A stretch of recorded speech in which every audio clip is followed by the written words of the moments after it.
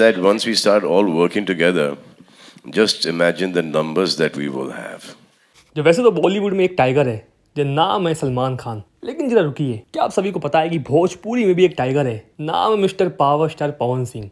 और शायद आप सभी को यकीन नहीं हो रहा, तो अभी जाइए और यूट्यूब का ट्रेंडिंग सेक्शन खोलिए, सब कुछ आईने की तरह साफ हो जाएगा।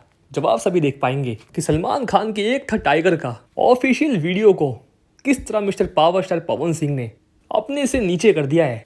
ये सॉन्ग है तुझे ना देखूँ तो चैन, ये गाना आप सभी लगातार सुन रहे हैं और ये गाना लगभग एक दिन में 50 लाख के व्यू को क्रॉस कर चुका है।